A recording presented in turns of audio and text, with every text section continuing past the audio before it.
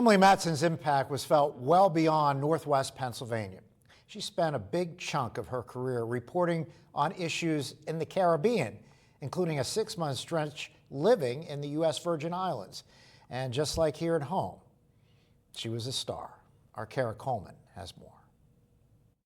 Hi there, I'm Emily, and this is Damien, and we are here on the road. Hundreds of miles from home. Dedicated work by the Virgin Islands Police Department. And from the comforts of Northwest Pennsylvania, Emily Matson shined as bright as the Caribbean sun, bringing her gift of gab and grit to our Lilly broadcasting stations of One Caribbean Television.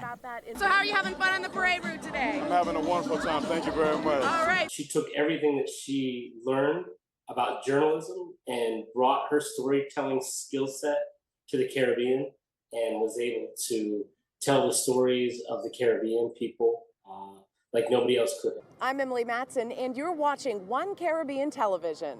From covering the annual Carnival celebrations in Toronto.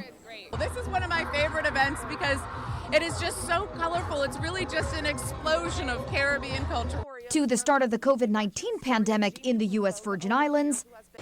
Main Street here in St. Thomas would typically be bustling with shoppers. Emily connected with people, often from the very first hello. She was able to just cross boundaries, cross any divide, and get the story, get what people really needed to communicate, no matter what the situation, and connect with people, especially little people. She was great with little humans, great with children. We've just landed here in a Haitian village on Abaco, and it's just heartbreaking to see the damage from the sky. But it wasn't all color and costume. Emily was on location days after a devastating Hurricane Dorian leveled parts of the Bahamas in 2019. You can see the damage came through and just wiped things out. And in some cases, officials hadn't even made it into those zones as yet.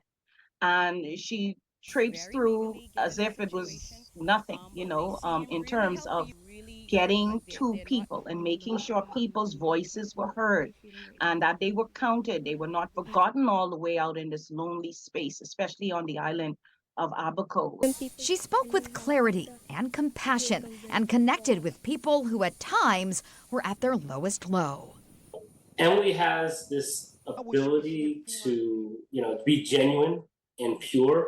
And people in the Caribbean, as you know, can appreciate that, and they see that from outsiders, and they cling to that, and they trust her with that, just like they did in Erie. More debate this week on what is the best location to build the new Guam Memorial Hospital. Most recently, Emily pioneered a newscast for the island of Guam, lending her professionalism and poise to the issues of the Western Pacific. You can't forget that kind of a spirit. That kind of a spirit is pure, it's unique, it's different. And I think it's what differentiates, the average everyday journalist from the true stalwarts of our industry. Intense outside of their homes because the structures are damaged and it's just not safe. Emily will be remembered by those she touched in times of tragedy and triumph, both near and far. Kara Coleman, Hi everyone, Erie I'm News Emily Now. Matson. Yours truly, Damien Sogren, in your company. Yes, we're here in Toronto. Damien.